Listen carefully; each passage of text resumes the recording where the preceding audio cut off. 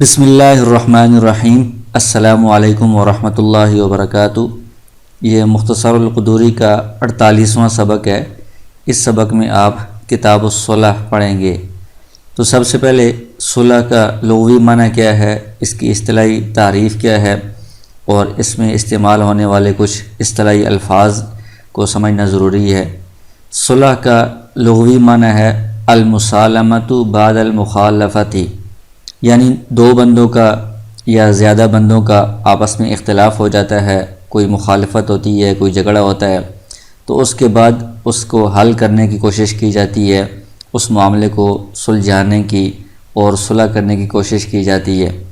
تو مخالفت کے بعد یہ جو مصالحت ہوتی ہے اس کو صلح کہا جاتا ہے۔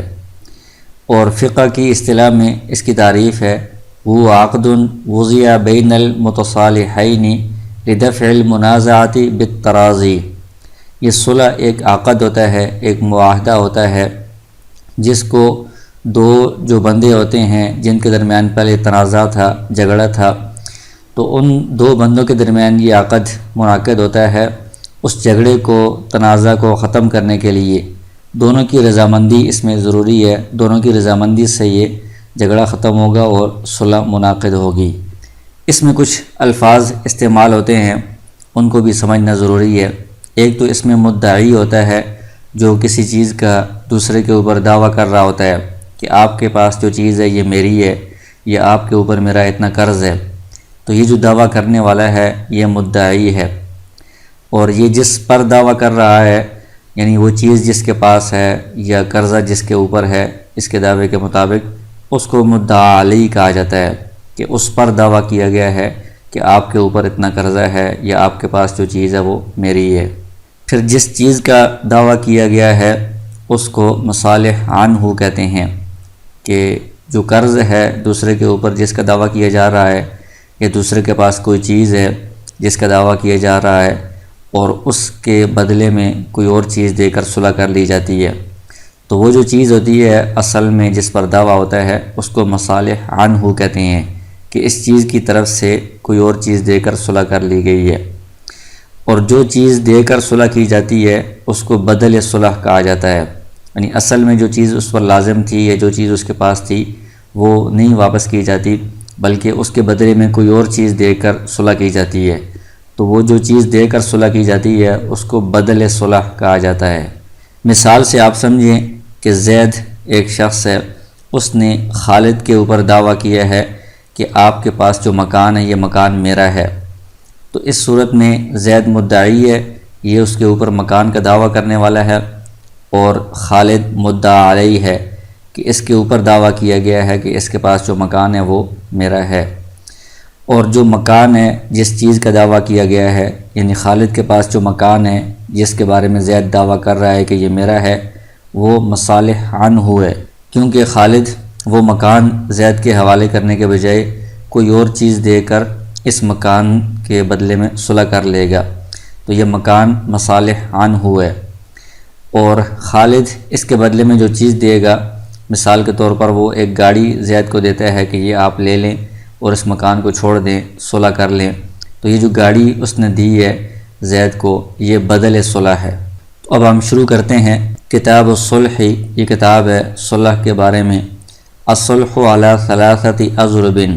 کہتے ہیں کہ صلح کی 3 قسمیں ہیں، یہ 3 قسموں پر ہے۔ ایک ہے صلح مع اقرارہ، کہ صلح کرنا اقرار کے ساتھ، وصلح مع سکوت، اور دوسری قسم ہے صلح کرنا خاموشی کے ساتھ۔ اس کا مطلب کیا ہے؟ وَهُوَ أَلَّا يُقِرَّ الْمُدَّعَى عَلَيْهِ، جو مدعا علیہ ہے جس پر دعویٰ کیا گیا ہے وہ نہ اس بات کا اقرار کرتا ہے، ولا ينکر، اور نہ انکار کرتا ہے۔ وصلح مع انکار، اور تیسری قسم ہے صلح انکار کے ساتھ۔ جیسے اسی مثال میں آپ سمجھیں کہ زید نے خالد کے اوپر دعویٰ کیا کہ آپ کے پاس جو مکان ہے وہ مکان میرا ہے، تو پہلی قسم یہ ہے کہ خالد اقرار کرتا ہے کہ ٹھیک ہے واقعی یہ مکان آپ کا ہے، لیکن اس مکان کے بدلے میں آپ گاڑی لے لیں اور یہ مکان میرے پاس ہی رہنے دیں، تو یہ صلح مع الاقرار ہے، یعنی اس نے اقرار کیا ہے کہ واقعی یہ آپ کا حق ہے، لیکن اس کے بدلے میں فلاں چیز دے کر آپ صلح کر لیں۔ دوسری جو قسم ہے وہ یہ ہے کہ زید نے کہا ہے خالد کو کہ آپ کے پاس جو مکان ہے وہ میرا ہے۔ خالد نے آگے سے خاموشی اختیار کی ہے، نہ اقرار کیا ہے کہ آپ کا ہے، نہ انکار کیا ہے کہ آپ کا نہیں ہے، خاموشی اختیار کی ہے اور اس کے بعد کوئی اور چیز مثلاً گاڑی دے کر صلح کر لی ہے کہ اس جھگڑے کو ختم کریں، یہ صلح مع سکوت ہے۔ تیسری قسم ہے کہ زید نے خالد کو کہا کہ اس کے اوپر دعویٰ کیا کہ آپ کے پاس جو مکان ہے یہ میرا ہے، خالد نے انکار کیا کہ نہیں یہ مکان آپ کا نہیں ہے۔ انکار کرنے کے بعد پھر جھگڑا ختم کرنے کے لیے گاڑی دے دی یا کوئی اور چیز دے دی، پیسے دے دیے کچھ کہ آپ اس جھگڑے کو ختم کریں، مکان میرے پاس ہی رہنے دیں، تو یہ صلح مال انکار ہے۔ وَكُلُّ ذَلِكَ جَائِزٌ، تو کہتے ہیں کہ جو تین قسمیں ہیں یہ تینوں قسمیں جائز ہیں، تینوں طرح صلح کی جا سکتی ہے۔ فَإِنْ وَقَعَ الصُّلْحُ عَنْ اِقْرَارٍ، تو آگے ان کا حکم بیان کر رہے ہیں کہ اگر پہلی قسم ہو صلح مال اقرار ہو، اقرار کے ساتھ صلح واقع ہوئی ہو،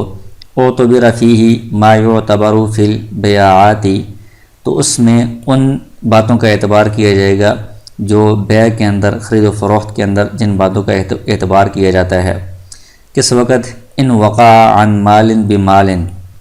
کہ اگر دونوں طرف مال ہو، جس چیز کا دعویٰ کیا گیا تھا وہ بھی مال ہے اور اس کے بدلے میں جو چیز دی جا رہی ہے وہ بھی مال ہے، تو اس صورت میں اس کا حکم بیع والا ہوگا۔ جیسے اسی مثال میں آپ دیکھیں کہ زید نے خالد کے اوپر دعویٰ کیا ہے مکان کا، تو مکان بھی ایک مال ہے، اور اس نے اس کے بدلے میں گاڑی دے دی ہے تو گاڑی بھی ایک مال ہے، تو یہ مال کے بدلے میں مال کی صلح ہوئی ہے۔ تو اس صورت میں صلح جب اقرار کے ساتھ ہوگی، خالد نے کہا کہ ٹھیک ہے یہ مکان آپ کا ہے لیکن اس کے بدلے میں آپ گاڑی لے لیں اور مکان چھوڑ دیں، تو اقرار والی صورت میں یہ جو صلح ہوگی جس میں دونوں طرف مال ہے، اس کو ہم بیع شمار کریں گے، خرید و فروخت شمار کریں گے، تو اس کے اندر جو بیع کی شرائط ہیں، بیع کے احکام ہیں، وہ سارے اس کے اندر لازم ہوں گے۔ تو ہم یہی سمجھیں گے کہ زید نے یہ مکان اس کو بیچ دیا ہے، گاڑی اس سے خرید لی ہے، گاڑی کے بدلے میں مکان بیچ دی ہے۔ اسی طرح خالد نے یہ مکان اس سے خرید لیا ہے گاڑی اس کو دے کر، تو اس صورت میں یہ مکان کے بدلے میں گاڑی کی خرید و فروخت ہو گئی ہے، بیع ہو گئی ہے، تو اس میں بیع والے احکام لازم ہوں گے۔ مثال کے طور پر جو خیال رؤیت ہوتا ہے، اگر زید نے پہلے گاڑی دیکھی نہیں تھی تو گاڑی اس کے پاس آئے گی تو اس کو دیکھنے کے بعد خیال رؤیت حاصل ہوگا۔ اسی طرح اگر اس میں کوئی عیب نکل آتا ہے تو عیب کی وجہ سے یہ واپس بھی کر سکتا ہے، خیال عیب کی وجہ سے۔ وَإِنْ وَقَعَ عَنْ مَالٍ بِمَنَافِعَ فَيُعْتَبَرُ بِالْإِجَارَاتِ، اور جو پہلی قسم ہے صلح مال اقرار، اس میں اگر مال کے بدلے میں صلح ہو منافع کے ساتھ، یعنی مال کا دعویٰ تھا اس کے بدلے میں منافع دے کر صلح کر دی گئی ہے، تو اس صورت میں اس کا حکم اجارے والا ہوگا۔ تو اجارے میں جن شرائط کا، جن باتوں کا اعتبار کیا جاتا ہے، اس میں بھی ان چیزوں کا اعتبار کیا جائے گا۔ اس کی مثال یہ ہے کہ زید نے خالد کے اوپر دعویٰ کیا کہ آپ کے پاس جو گاڑی ہے یہ گاڑی میری ہے۔ خالد نے اقرار کیا کہ ٹھیک ہے یہ گاڑی تو آپ کی ہے لیکن اس کو آپ میرے پاس ہی رہنے دیں، اس کے بدلے میں آپ میرا جو مکان ہے اس میں آپ 5 سال تک رہائش اختیار کریں۔ تو مکان اس کو نہیں دی جا رہی بلکہ مکان کے جو منافع ہیں، اس کے جو رہائشی منافع ہیں وہ اس کو دیے جا رہے ہیں کہ آپ اس میں رہائش اختیار کر کے اس کے منافع حاصل کر سکتے ہیں۔ تو ایک طرف مال ہے، مال کا دعویٰ کیا گیا ہے اور اس کے بدلے میں منافع دیے گئے ہیں، تو یہ اجارہ ہو گیا ہے۔ جیسے کوئی بندہ کرایہ دے کر اس کے بدلے میں مکان کی رہائش حاصل کرتا ہے، تو کرایہ جو ہے نا پیسے دیتا ہے وہ مال ہے، دوسری طرف مکان کی جو رہائش ہے وہ منافع ہیں، تو اس کو ہم اجارہ کہتے ہیں۔ تو یہاں پر بھی اس کا حکم اجارے والا ہوگا، تو اجارے کے جو احکام ہیں اس میں وہی لازم ہوں گے۔ تو جس طرح اجارے میں مدت وغیرہ متعین ہوتی ہے تو اس میں بھی رہائش کی مدت متعین ہونی چاہیے، مجہول میں پھر یہ اجارہ درست نہیں ہوگا۔ وَالصُّلْحُ عَنِ السُّكُوتِ وَالْإِنْكَارِ فِي حَقِّ الْمُدَّعَى عَلَيْهِ لِافْتِدَاءِ الْيَمِينِ وَقَطْعِ الْخُصُومَةِ، تو صلح مال اقرار کا حکم بتایا تھا کہ وہ یا تو بیع کے حکم میں ہوگی یا اجارہ کے حکم میں۔ تو دوسری اور تیسری جو قسم ہے صلح مع سکوت اور صلح مال انکار، تو اس میں 2 بندوں کے درمیان صلح ہو رہی ہے تو ہر بندے کے حق میں اس کا حکم الگ الگ ہوگا۔ تو جو مدعا علیہ ہے، جس کے اوپر دعویٰ کیا گیا ہے، اس کے حق میں اس صلح کو ہم شمار کریں گے کہ وہ قسم سے اپنی جان چھڑانے کے لیے یہ فدیہ دے رہا ہے اور خصومت کو وہ قطع کر رہا ہے، جھگڑے کو ختم کر رہا ہے، یعنی مدعا علیہ کہتا ہے کہ میرے اوپر جو دعویٰ کیا گیا ہے یہ دعویٰ تو درست نہیں ہے، لیکن میں جو اس کے بدلے میں کوئی چیز دے کر صلح کر رہا ہوں وہ اس لیے کہ مدعا علیہ پر قسم آنی تھی، تو قسم سے میں جان چھڑا رہا ہوں، اس کے بدلے میں یہ فدیہ دے رہا ہوں، یا جو آگے مزید کیس چلے گا، خصومت ہوگی، جھگڑا ہوگا، اس سے جان چھڑانے کے لیے، اس کو ختم کرنے کے لیے میں کوئی چیز دے کر اس سے صلح کر رہا ہوں۔ وفی حق المدعی لمان المعاوضاتی، اور جو مدعی ہے اس کے حق میں ان دو صورتوں میں بھی اس کو ہم عقد معاوضہ ہی شمار کریں گے، یعنی مدعی یہی کہہ رہا ہے کہ فلاں بندے کے پاس جو چیز ہے وہ میری ہے، اور اس کے بدلے میں اس کو کوئی اور چیز دے کر صلح کی جا رہی ہے، تو گویا کہ اس نے اپنی چیز کے معاوضے میں دوسری چیز لے لی ہے، اپنی چیز کے عوض میں دوسری چیز لے لی ہے، تو اس میں پھر دونوں طرف مال ہے تو مدعی کے حق میں یہ بیع ہوگی، اگر ایک طرف منافع ہیں تو مدعی کے حق میں یہ اجارہ ہوگا۔ آگے کہتے ہیں وَإِذَا صَالَحَ عَنْ دَارٍ لَمْ يَجِبْ فِيهَا الشُّفَعَةُ وَإِذَا صَالَحَ عَلَى دَارٍ وَجَبَتْ فِيهَا الشُّفَعَةُ۔ یہ جو بات کی تھی کہ صلح مع سکوت اور صلح مع انکار والے مسئلے میں مدعا علیہ کے حق میں الگ حکم ہوگا، مدعی کے حق میں الگ حکم ہوگا، تو اس کا نتیجہ ایک مثال کے ذریعے سے بتایا ہے کہ اگر کسی نے گھر کی طرف سے صلح کی ہے، یعنی دعویٰ گھر کے اوپر تھا، اس نے اس کے بدلے میں کوئی اور چیز دے کر صلح کی ہے، تو اس صورت میں اس گھر میں شفع واجب نہیں ہوگا۔ اور اگر گھر پر صلح کی گئی ہو، یعنی گھر کو بدل صلح بنایا گیا ہے کہ گھر دے کر کسی اور چیز کے بدلے میں گھر دے کر صلح کی گئی ہے، اس صورت میں شفع واجب ہوگا۔ جیسے اس مثال میں دیکھیں کہ اگر زید خالد سے کہہ رہا ہے کہ آپ کے پاس جو گھر ہے، مکان ہے، یہ میرا ہے، خالد آگے سے خاموشی اختیار کرتا ہے یا انکار کرتا ہے، لیکن اس کے ساتھ جھگڑا ختم کرنے کے لیے اس کو ایک گاڑی دے دیتا ہے، تو یہ مکان مصالح عنہ ہے، گھر کی طرف سے صلح کی گئی ہے کوئی اور چیز دے کر، گاڑی دے کر، تو لہٰذا یہ جو گھر ہے صلح کرنے کے بعد اس گھر کے اوپر کوئی بندہ شفع نہیں کر سکتا، کیونکہ گھر خالد کے پاس ہے، تو خالد کے حق میں یہ جو گھر ہے یہ بیع اس کی شمار نہیں کی جائے گی، نہ ہی اجارہ شمار کیا جائے گا، کیونکہ خالد نے سکوت اختیار کیا ہے یا انکار کیا ہے، تو اس کا مطلب یہ ہے کہ یہ مکان زید کا نہیں ہے، یہ مکان ہے ہی میرا ہے۔ جب یہ مکان ہے ہی اس کا ہے تو اس نے جو گاڑی دی ہے وہ جھگڑے کو ختم کرنے کے لیے دی ہے، وہ گھر خریدنے کے لیے نہیں دی ہے، تو یہ گھر پہلے سے ہی اس کا تھا، ابھی اس نے نہیں خریدا، لہٰذا جب خریداری نہیں پائی گئی، بیع نہیں پائی گئی خالد کے حق میں، تو کوئی اس پر شفع بھی نہیں کر سکتا۔ لیکن اگر اس کا الٹ ہو، یعنی جو مصالح عنہ ہے وہ گاڑی ہے، زید نے خالد سے کہا ہے کہ آپ کے پاس جو گاڑی ہے وہ میری ہے، خالد نے آگے سے سکوت اختیار کیا ہے یا انکار کیا ہے کہ گاڑی تو آپ کی نہیں ہے، لیکن اس کے بدلے میں یہ ایک مکان یا زمین آپ لے لیں اور یہ گاڑی میرے پاس ہی چھوڑ دیں، تو اس صورت میں خالد کے حق میں تو یہ فدیہ ہے یمین، یعنی اس نے قسم سے بچنے کے لیے یا جھگڑا ختم کرنے کے لیے مکان دیا ہے، ورنہ گاڑی یہ اس کی اپنی ہی تھی، گاڑی خریدنے کے لیے نہیں دیا۔ لیکن زید جو دعویٰ کر رہا ہے کہ آپ کے پاس جو گاڑی ہے وہ میری ہے، تو اس نے جو مکان لیا ہے تو گویا کہ اس نے اپنی گاڑی بیچ دی ہے اور مکان اس نے خرید لیا ہے، مکان کے بدلے میں اپنی گاڑی اس نے بیچی ہے، تو یہ مکان اس کے پاس جو آیا ہے یہ گاڑی کے عوض میں آیا ہے، تو گویا کہ یہ مکان اس نے خریدا ہے، تو زید کے حق میں اس مکان میں خریداری پائی گئی ہے، بیع اور شراء پائی گئی ہے۔ جب یہ مکان بدل صلح کے طور پر زید کے پاس آئے گا تو اس کا کوئی شریک یا کوئی پڑوسی اس مکان کے اوپر یا زمین کے اوپر شفع کر سکتا ہے۔ آگے کہتے ہیں وَإِذَا كَانَ الصُّلْحُ عَنْ إِقْرَارٍ فَاسْتُحِقَّ فِيهِ بَعْضُ الْمَصَالِحِ عَنْهُ، اگر صلح مع الاقرار تھی، یعنی صلح اس طرح ہوئی ہے کہ دوسرے بندے نے مدعا علیہ نے اقرار کیا ہے،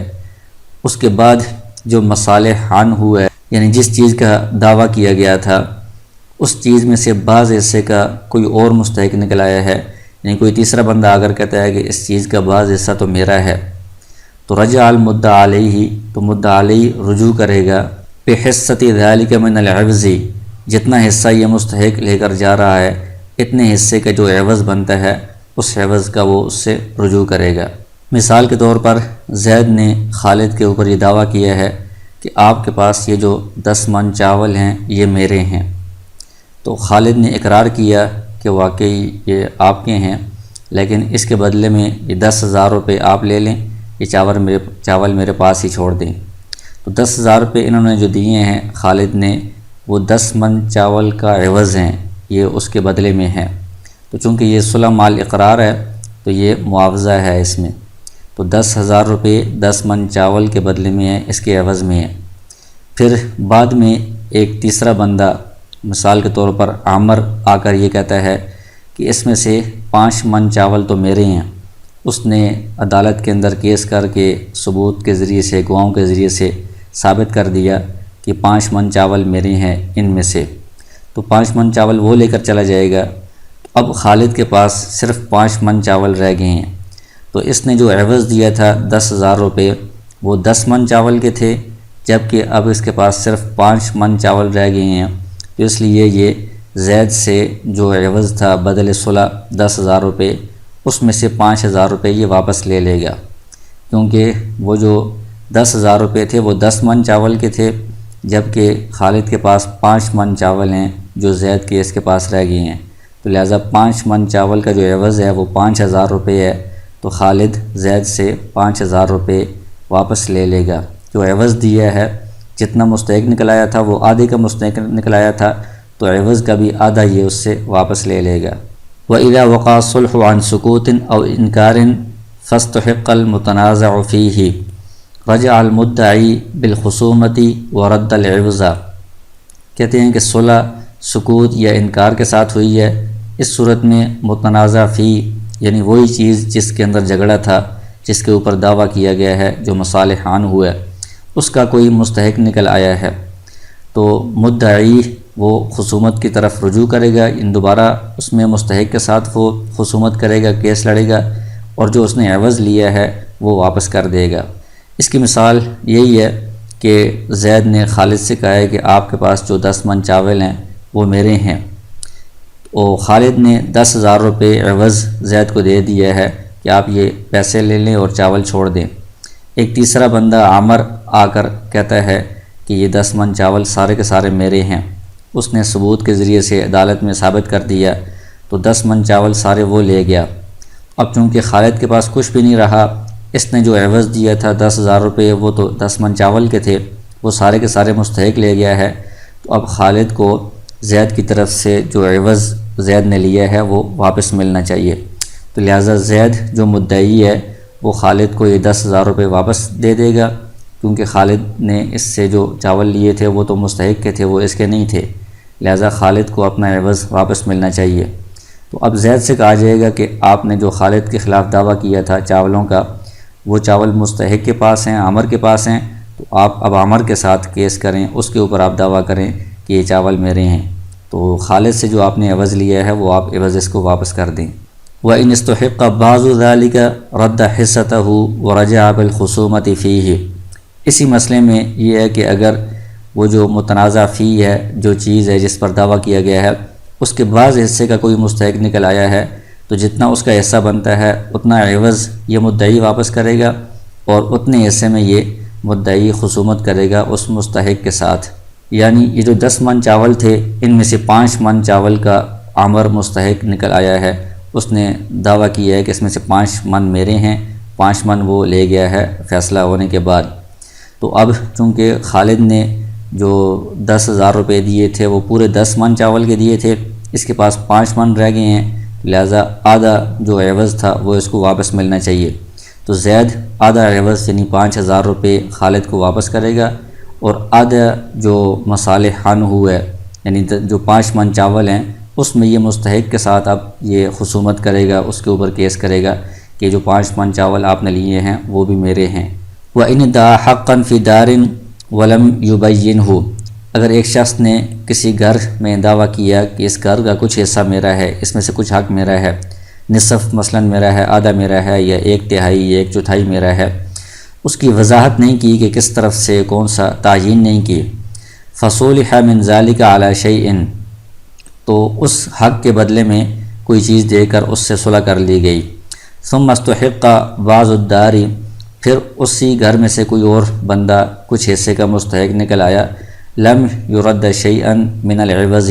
تو اس صورت میں جو مدعی نے عوض لیا ہے اس میں سے وہ کچھ بھی واپس نہیں کرے گا۔ مثال کے طور پر زید نے خالد کے اوپر یہ دعویٰ کیا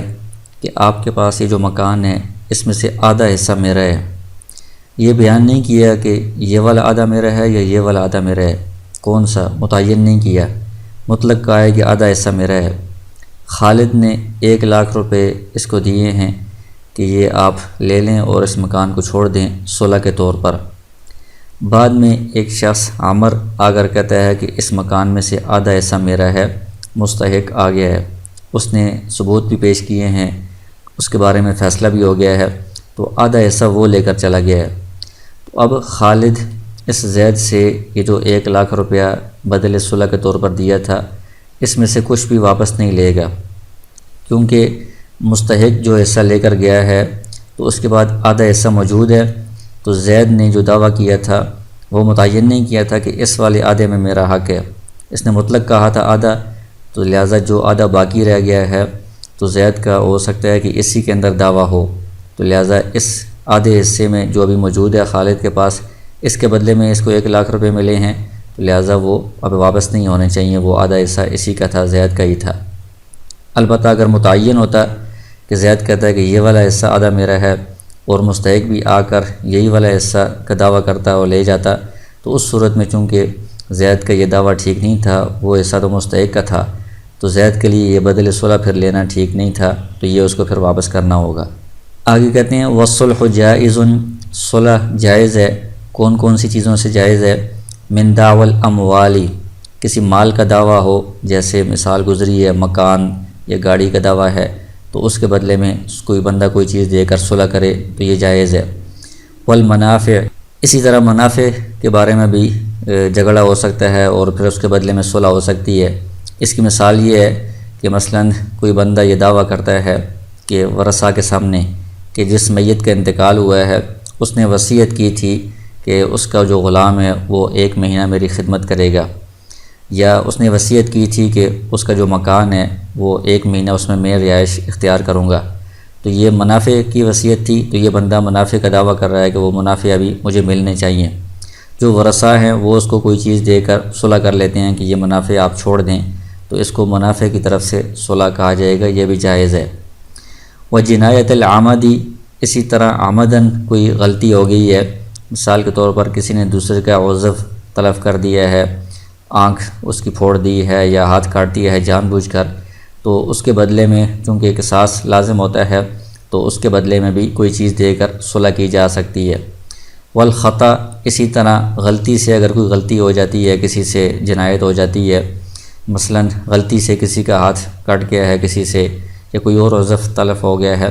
تو اس کی دیت لازم ہوتی ہے، تو دیت بھی مال ہے، تو اس دیت کے بجائے کوئی تھوڑا سا مال دے کر، کوئی چیز دے کر صلح کی جا سکتی ہے۔ ولا يجوز من دعوى حد، لیکن جو حد ہے اس کے دعوے سے صلح نہیں کی جا سکتی۔ یہ جو جنایت ہے اس کے تعلق تو قصاص کے ساتھ ہوتا ہے، عمدن کسی کو قتل کیا جائے یا کسی کا عضو تلف کیا جائے تو اس میں قصاص ہوتا ہے۔ قصاص تو یہ بندے کا حق ہے، اس کے بدلے میں تو اگر وہ جس کا حق ضائع ہوا ہے وہ معاف کرے، معاف بھی کر سکتا ہے، یا وہ اگر کوئی چیز لے کر صلح کرے تو صلح بھی کر سکتا ہے۔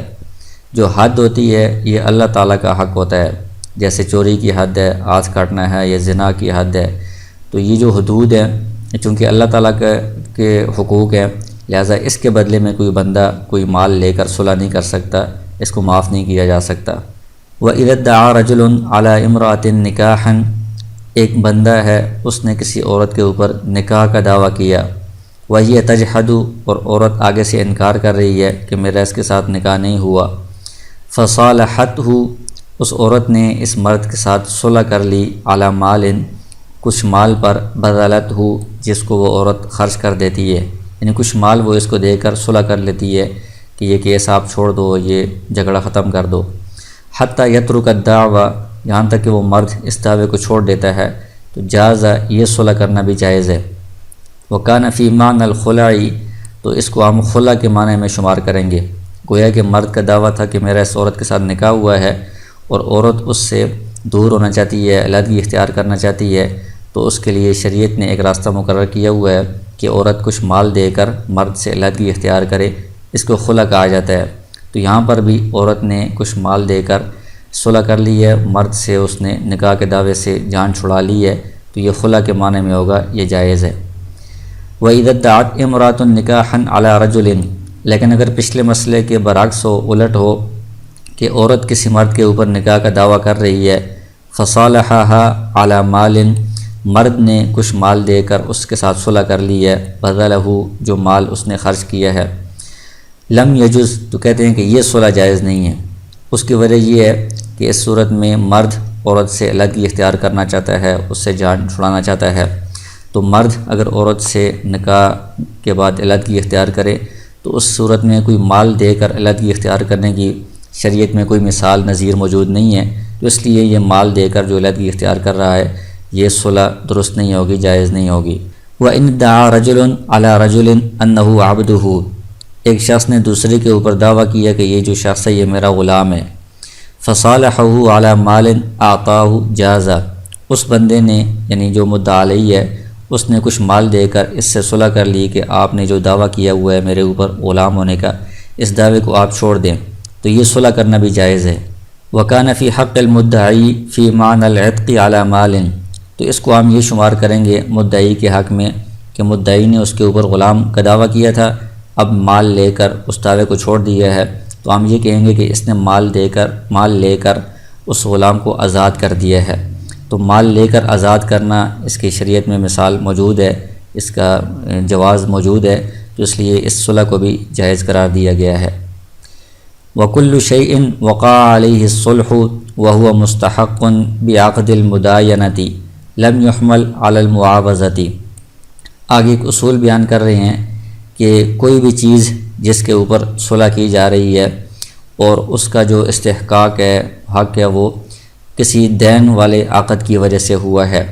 تو اس کو معاوضے پر محمول نہیں کیا جائے گا، بلکہ اس کو ہم اسقاط پر محمول کریں گے کہ پورا حق ساقط کر دیا گیا ہے یا کچھ حق ساقط کر دیا گیا ہے۔ انما یحمل علی انہ استوفى بعض حقہ،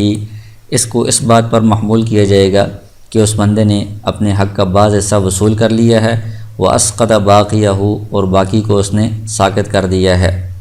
یعنی دین کی صورت میں کوئی چیز کسی بندے کے اوپر لازم ہوتی ہے اور وہ اس کے بدلے میں کوئی تھوڑی بہت چیز دے کر اسی جنس میں سے وہ صلح کرتا ہے، تو اس کو ہم عقد معاوضہ نہیں کہیں گے، کیونکہ عقد معاوضہ میں پیچھے آپ نے پڑھا ہے کہ بیع والی ساری شرائط اس میں لازم ہوتی ہیں، اگر اس میں کوئی فساد یا اس طرح کا کوئی خرابی لازم آتی ہے تو وہ بیع فاسد ہوتی ہے، تو اس طرح یہ صلح بھی فاسد ہوگی۔ تو اگر اس کو ہم عقد معاوضہ قرار دیں تو ظاہر ہے کہ جو صلح میں چیز دی جاتی ہے وہ اصل چیز کے برابر نہیں ہوتی، اس سے کم ہوتی ہے۔ تو اگر کسی کے اوپر قرض ہے درہم کی صورت میں 1000 درہم ہے اور کوئی بندہ آگے سے 500 درہم دے کر صلح کر لیتا ہے، تو اس کو عقد معاوضہ اگر کہیں گے تو 500 درہم کے بدلے میں 1000 درہم کا معاوضتاً بیچنا خریدنا یہ تو ربا ہے، سود ہے، جائز نہیں ہے۔ اس لیے معاوضے کے بجائے ہم یہ کہیں گے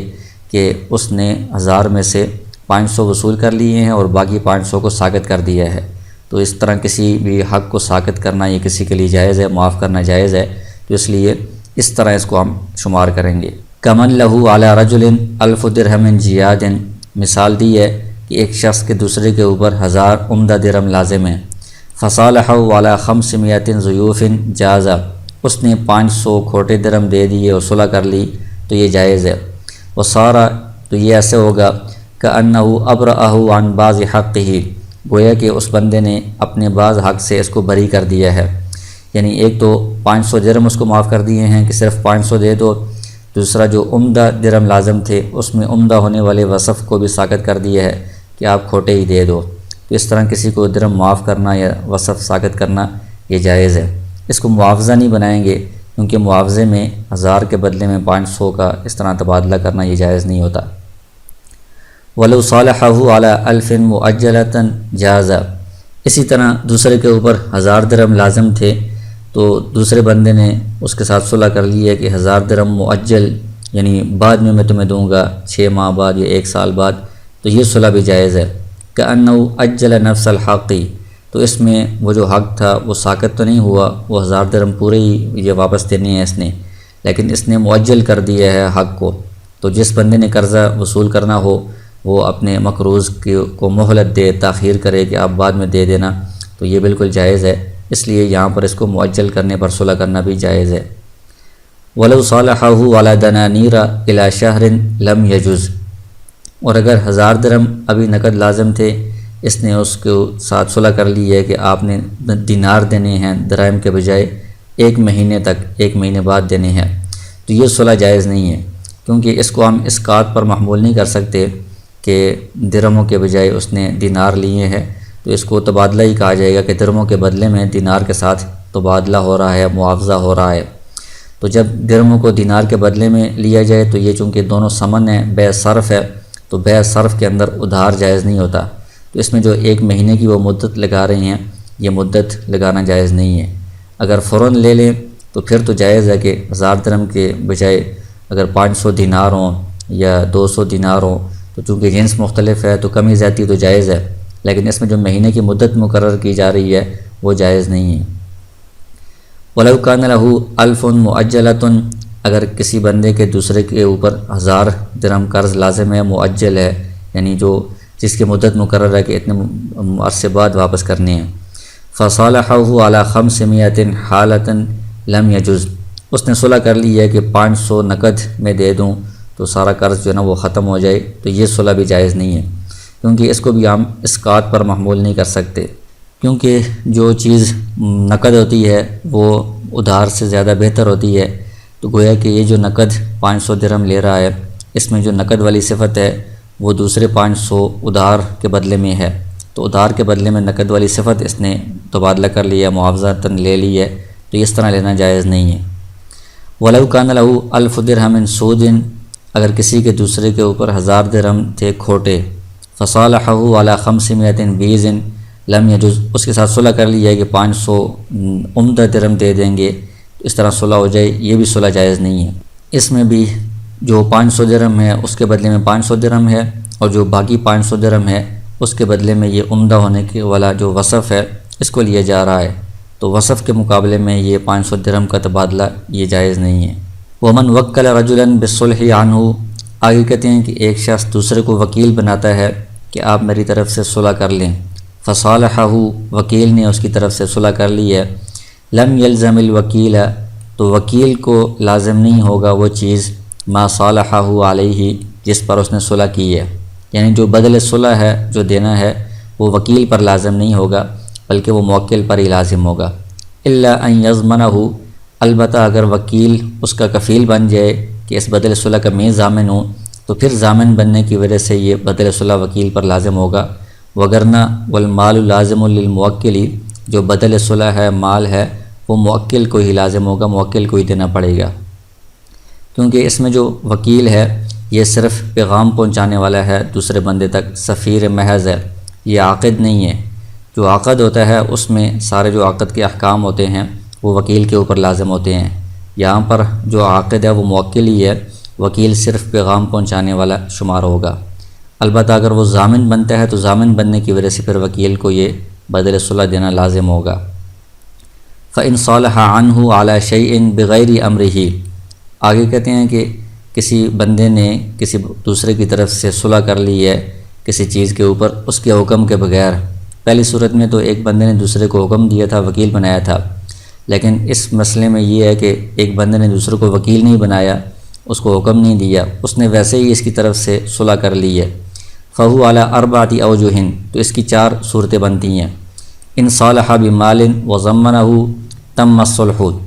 اگر اس بندے نے جس کو حکم نہیں دیا گیا ویسے ہی اس نے صلح کی ہے، اس نے مال کے بدلے میں صلح کی ہے اور اس کا ضمان بھی لیا ہے کہ یہ مال میرے ذمے ہے، پھر تو صلح ٹھیک ہے اور مال اس کے اوپر لازم ہو جائے گا۔ وَكَذَلِكَ لَوْ قَالَ، اسی طرح دوسری صورت یہ ہے صالحتک علی الفی ھذا، کہ یہ جو میرے پاس 1000 روپے ہیں اس کے بدلے میں صلح کرتا ہوں، یہ تمہیں دوں گا، تو اس طرح بھی صلح ٹھیک ہے، یہ 1000 روپے اس پر لازم ہو جائے گا۔ او علی عبدی ھذا، یا یہ جو میرا غلام ہے یہ غلام میں تمہیں دے کر صلح کرتا ہوں، تم الصلح، تو اس صورت میں بھی صلح تام ہو جائے گی، ولزمہ تسلیمھا الیہ، اور یہ 1000 روپیہ یا یہ غلام اس کو سپرد کرنا اس بندے کے اوپر لازم ہو جائے گا جو ذمہ داری اٹھا رہا ہے۔ وکذالک لو قال، اسی طرح تیسری صورت یہ ہے صالحتک علی الف وسلمھا الیہ، کہ میں 1000 روپے پر آپ سے صلح کرتا ہوں اور 1000 روپیہ اس کے سپرد بھی کر دیا، تو یہ بھی صلح ٹھیک ہو گئی ہے اور یہ 1000 روپیہ اس کے حوالے ہو گیا ہے۔ وَإِنْ قَالَ چوتھی صورت یہ ہے صَالَحْتُكَ عَلَىٰ أَلْفٍ کہ میں آپ سے 1000 روپے پر صلح کرتا ہوں، وَلَمْ يُسَلِّمْهَا إِلَيْهِ 1000 روپے اس کو دیا نہیں ہے، تو چونکہ اس نے جو 1000 روپے پر صلح کی ہے یا اپنی طرف سے کی ہے، جو موکل تھا اصل بندہ ہے جس کا جھگڑا ہے اس نے اس کو حکم نہیں دیا، اس کی طرف سے یہ وکیل نہیں ہے، فالعقد موقوف، تو یہ جو صلح والا عقد ہے یہ موقوف ہوگا اصل بندے کی اجازت پر۔ فإن اجازہ المدعی علیہ جس بندے کے اوپر دعویٰ کیا گیا ہے جس کا کیس ہے، اگر وہ اس کو نافذ کرتا ہے کہ یہ صلح ٹھیک ہے 1000 روپے کے اوپر جائز ہے، اس صورت میں یہ صلح جائز ہوگی، ولازمہ الالف اور اسی بندے کو جو مدعی علیہ ہے اس کے اوپر یہ 1000 لازم ہو جائے گا۔ وَإِن لَمْ يُجِزْهُ بَطَلَ اگر وہ جو مدعی علیہ ہے اصل بندہ وہ اس صلح کو نافذ نہیں کرتا، اس کی اجازت نہیں دیتا، تو یہ صلح باطل ہو جائے گی۔ وَإِذَا كَانَ الدَّيْنُ بَيْنَ الشَّرِيكَيْنِ آگے کہتے ہیں کہ جب دین دو شریکین کے درمیان ہو، یعنی مثال کے طور پر دو بندوں نے کوئی چیز بیچی ہے ایک ہی عقد میں اکٹھی، تو ان دونوں بندوں کا اس خریدنے والے بندے کے اوپر دین لازم ہو گیا ہے۔ فصالح احدهما من نصیبه علی ثوب مثال کے طور پر دو بندوں نے 10 من چاول بیچے ہیں کسی کو ایک ہی عقد کے ساتھ، اور اس کی جو قیمت بنتی تھی وہ 10,000 بنتی تھی، تو ان میں سے ایک جو بندہ ہے اس کا 5,000 روپے دین تھا، اس نے 5,000 روپے کے بدلے میں ایک کپڑا لے کر صلح کر لی ہے۔ فشریکہ بالخیار تو جو دوسرا ساتھی ہے اس کا اس کو اختیار ہے، ان شاء اتبع الذی علیہ الدین بنصفہ یا تو وہ جو بندہ ہے جس نے ان سے چاول خریدے ہیں جو مقروض ہے اس کا پیچھا کرے کہ آپ نے اس کو کپڑا دے دیا ہے، جو باقی آدھا ایسا ہے میرا وہ آپ مجھے قرضہ ادا کریں، دین ادا کریں۔ وَإِنْ شَاءَ أَخَذَ نِصْفَ الثَّوْبِ اور اگر چاہے تو جو اپنا اس کا ساتھی ہے جس نے کپڑا لیا ہے اس میں سے آدھا کپڑا یہ لے لے، کیونکہ دین دونوں کا مشترک ہے، تو جو بھی چیز دین کے بدلے میں آئے گی وہ دونوں کے اس میں شرکت ہوگی، دونوں اس میں شامل ہوں گے۔ إِلَّا أَنْ يَضْمَنَ لَهُ شَرِيكُهُ رُبْعَ الدَّيْنِ البتہ اگر شریک 1/4 اس سے دین کا ضامن بن جائے، یعنی وہ کہے کہ میں نے تو 5,000 کے بدلے میں کپڑا لے لیا ہے لیکن آپ کو میں 2,500 روپیہ دے دیتا ہوں، کپڑا سارا میرے پاس ہی رہے گا، اس صورت میں پھر یہ کپڑا اس سے نہیں لے گا۔ وَلَوْ اسْتَوْفَى نِصْفَ نَصِيبِهِ مِنَ الدَّيْنِ اور اگر یہ جو دو بندے تھے جن کا کسی نے ایک بندے نے قرض دینا تھا، ان میں سے ایک ساتھی نے اپنا جو آدھا قرض تھا وہ وصول کر لیا، حصہ حاصل کر لیا، كَانَ لِشَرِيكِهِ أَنْ يُشَارِكَهُ فِي مَا قَبَضَ تو جو اس کا دوسرا ساتھی ہے وہ جتنا حصہ اس نے قبضہ کیا ہے وصول کیا ہے اس کے اندر آدھے کے اندر شریک ہو سکتا ہے۔ ثم يرجعان على الغریم بالباقی پھر یہ دونوں اس جو مقروض ہے اس کی طرف رجوع کریں گے باقی پر، یعنی 10,000 روپیہ قرضہ تھا تو 5,000 روپیہ ایک شریک نے لے لیا ہے، تو یہ صرف ایک شریک کا نہیں ہوگا بلکہ دوسرا شریک بھی اس سے 2,500 روپیہ لے لے گا، تو یہ 2,500 روپیہ دونوں کے ادا ہو گئے ہیں، تو باقی دونوں کا 2,500 روپیہ رہتا ہے، تو اس میں وہ دونوں مل کر اس مقروض کا پیچھا کریں گے، اس سے رجوع کریں گے۔ وَلَوِ اشْتَرَىٰ أَحَدُهُمَا بِنَصِيبِهِ مِنَ الدَّيْنِ سَلْعَةً اور اگر یہ دو شریک ہیں ان میں سے ایک جو شریک ہے اس نے اپنے حصے کا جو دین تھا اس کے بدلے میں کوئی سامان خرید لیا، كَانَ لِشَرِيكِهِ أَنْ يُضَمِّنَهُ رُبْعَ الدَّيْنِ تو اس صورت میں اس کا جو دوسرا شریک ہے وہ اس کو 1/4 حصہ جو دین کا ہے اس کا ضامن بنائے گا، یعنی اس نے اپنے حصے جو 5,000 روپیہ تھا ایک شریک کا اس کے بدلے میں اس نے مثلا گندم لے لی ہے، تو اب جو دوسرا شریک ہے وہ اس کو کہے گا کہ آپ نے آدھا دین وصول کیا ہے اور اس آدھے میں سے 1/4 حصہ میرا ہے، لہذا 1/4 دین آپ مجھے ادا کریں۔ وَإِذَا كَانَ السَّلَمُ بَيْنَ الشَّرِيكَيْنِ آگے کہتے ہیں کہ جب سلم دو شریکین کے درمیان ہو، یعنی دو بندوں نے جو رب المال تھے انہوں نے اپنا مال کسی بندے کو دیا کہ آپ نے اتنے عرصے بعد ہمیں گندم یا کوئی بھی فصل کوئی چیز دینی ہے، تو دو بندوں نے اکٹھا عقد کیا، فصالح احدهما من نصیبه علی رأس المال تو ان دو ساتھیوں میں سے ایک ساتھی نے اس جو مسلم فی ہے جو بائع ہے اس سے کچھ عرصے بعد صلح کر لی کہ میرے حصے کا جو رأس المال ہے اتنا رأس المال آپ واپس کرو گے تو میرا حصہ آپ سے ختم ہو جائے گا، ہماری صلح ہو جائے گی۔ لم یجوز عند ابی حنیفہ و محمد رحمہ اللہ تو امام ابو حنیفہ اور امام محمد رحمہ اللہ کے نزدیک یہ صلح جائز نہیں ہے۔ وقال ابو یوسف رحمہ اللہ یجوز الصلح امام ابو یوسف رحمہ اللہ فرماتے ہیں کہ یہ صلح جائز ہے۔ امام ابو یوسف رحمہ اللہ فرماتے ہیں کہ ہر شخص کا اس میں حصہ ہے، اس کا اپنا ذاتی مال ہے، تو ایک شخص بھی اپنا ذاتی مال واپس لے کر صلح کر سکتا ہے اپنا رأس المال کے بدلے میں۔ اور امام ابو حنیفہ اور امام محمد رحمہ اللہ فرماتے ہیں چونکہ ایک ہی عقد میں دونوں نے بیعت سلام کی ہے تو اس میں دونوں کی اجازت کا ہونا ضروری ہے صلح میں، تو ایک بندہ یک طرفہ طور پر صلح نہیں کر سکتا، دوسرے کی اجازت کے ساتھ دونوں مل کر صلح کر سکتے ہیں۔ آگے کہتے ہیں وَإِذَا كَانَتِ التَّرَكَةُ بَيْنَ وَرَثَةٍ، اگر جو میت ہے اس کا جو پیچھے چھوڑا ہوا مال ہے اس کو ترکہ کہا جاتا ہے، وہ کچھ ورثہ کے درمیان مشترک تھا، فَأَخْرَجُوا أَحَدَهُمْ مِنْهَا بِمَالٍ أَعْطَوْهُ إِيَّاهُ، تو سب ورثہ نے ایک وارث کو اس ترکے میں سے نکال دیا کچھ مال کے بدلے میں جو انہوں نے اس کو دیا، یعنی اس وارث نے ترکے میں سے کوئی خاص چیز لے کر یا کچھ مال لے کر کہہ دیا کہ باقی حصہ میں چھوڑتا ہوں، وہ سارا کا سارا تم ہی لے لو۔ وَالتَّرِكَةُ عِقَارٌ أَوْ عُرُوزٌ، اور یہ جو ترکہ ہے اس میں زمین ہے یا اور سامان ہے، جائز، تو یہ اس طرح ایک وارث کے ساتھ صلح کرنا کچھ مال دے کر باقی اس کا حصہ باقی ورثاء میں تقسیم ہو جائے، یہ جائز ہے۔ قلیلاً کان ما اعطوہ او کثیراً، چاہے اس بندے کو جو وارث نکلا ہے اس ترکے میں سے اس کو جو انہوں نے مال دیا ہے وہ تھوڑا ہو یا زیادہ ہو، ہر صورت میں یہ جائز ہے، کیونکہ اس میں جو تبادلہ ہوا ہے وہ زمین اور سامان کا ہے، تو اس میں کوئی ربا والا پہلو نہیں ہے کہ وہ برابری سرابری ہو، تو اس میں کم ہو یا زیادہ ہو سب صورتوں میں یہ تبادلہ یہ معاوضہ جائز ہے۔ فَإِنْ كَانَتِ التَّرِكَةُ فِضَّةً، لیکن اگر ترکے کے اندر چاندی تھی، فَأَعْطَوْهُ ذَهَبًا، اور انہوں نے اس کو سونا دیا ہے، او ذهبًا، یا ترکے کے اندر سونا تھا، فَأَعْطَوْهُ فِضَّةً، اور انہوں نے اس جو خارج ہوا ہے ایک وارث اس کو چاندی دی ہے، فَهُوَ كَذَلِكَ، اس صورت میں بھی وہی حکم ہے کہ اس کو جو دیا تھا وہ تھوڑا ہو یا زیادہ ہو یہ تب بھی جائز ہے، کیونکہ ترکے میں چاندی ہے اس کو سونا دیا ہے تو یہ اس کا جنس مختلف ہے تو کمی زیادتی اس میں جائز ہوتی ہے۔ یہاں پر بھی سونا چاندی کی جنس مختلف ہے تو اس میں کمی زیادتی جائز ہے۔ لیکن وَإِنْ كَانَتِ التَّرَكَةُ ذَهَبًا وَفِضَّةً وَغَيْرَ ذَلِكَ، ترکے میں سونا بھی ہے، چاندی بھی ہے اور اس کے علاوہ باقی سامان بھی ہے، اور فَصَالَحُوهُ عَلَى ذَهَبٍ أَوْ فِضَّةٍ، اس بندے کے ساتھ جو صلح کی جا رہی ہے وہ سونے کی کوئی چیز دے کر صلح کی جا رہی ہے یا چاندی کی کوئی چیز دے کر صلح کی جا رہی ہے، فَلَا بُدَّ أَن يَكُونَ مَا أَعْطَوْهُ، تو اس میں ضروری ہے کہ جو ورثاء اس کو اس ایک بندے کو جو کچھ دے رہے ہیں اکثر، وہ زیادہ ہونا چاہیے، من نصیب ہی، اس کے حصے سے، من ذالک الجنس، اسی جنس میں سے، یعنی اس کو اگر سونا دیا جا رہا ہے 1 تولہ سونا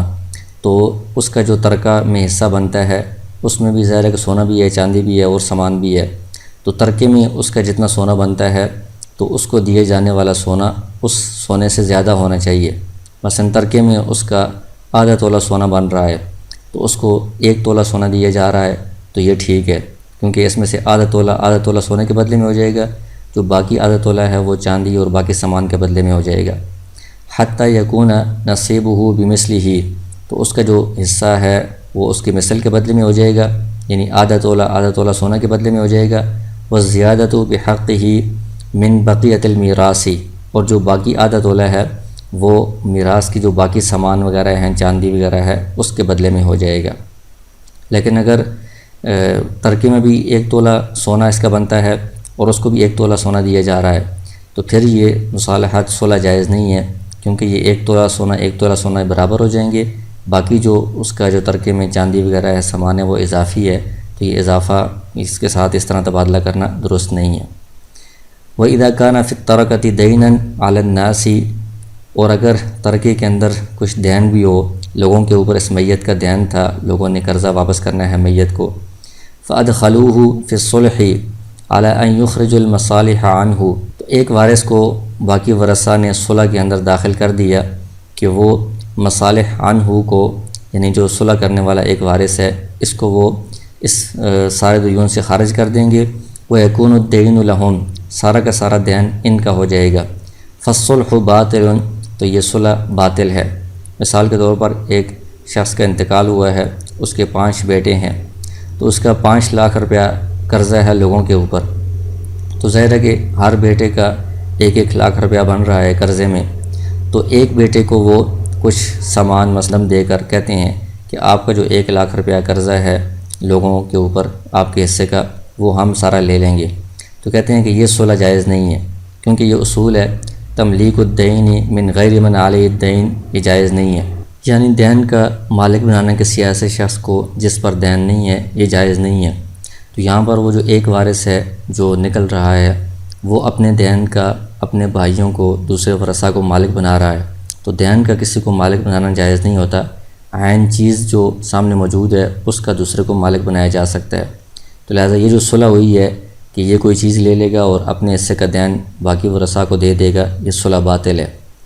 فَإِن شَرَطُوا، لیکن اگر وہ یہ شرط لگاتے ہیں أَن يُبْرَأَ الْغُرَمَاءُ مِنْهُ وَلَا يَرْجِعُ عَلَيْهِمْ بِنَصِيبِ الْمَصَالِحِ عَنْهُ فَالصُّلْحُ جَائِزٌ، کہ یہ جو ایک بندہ ہے، ایک وارث ہے، یہ کوئی چیز لے کر نکل رہا ہے اور اس کے حصے کا جتنا قرض ہے وہ غرماء سے بری ہو جائے گا، یعنی جو مقروض ہیں جن کے اوپر اس کے حصے کا قرض آ رہا ہے 1 لاکھ روپیہ مثلاً، تو وہ سب بری ہو جائیں گے، وہ یہ قرضہ ادا نہیں کریں گے۔ اس کا جتنا حصہ بنتا ہے 1 لاکھ روپیہ، اس میں ان غرماء کی طرف رجوع نہیں کیا جائے گا۔ تو یہ صلح جائز ہے، کیونکہ اس صورت میں اس نے کوئی چیز لے کر ان غرماء سے اپنے حصے کا جو دین ہے وہ معاف کر دیا ہے۔ تو دین کو معاف کرنا، یا دوسرے الفاظ میں دین کا مالک بنانا اس شخص کو جس کے اوپر دین ہو، یعنی جو مقروض ہے اس کو دین کا مالک بنانا کہ یہ دین آپ لے لیں، یعنی معاف کر دیا گیا، واپس نہ دیں، یہ جائز ہے۔ تو یہاں پر یہ جو نکلنے والا بندہ ہے اس نے کوئی چیز لے کر اپنا دین ان غرماء کو مالک بنا دیا ہے، مقروضوں کو، اور ان کو معاف کر دیا ہے، تو یہ جائز ہے، اس لیے اس طرح صلح کرنا بھی جائز ہے۔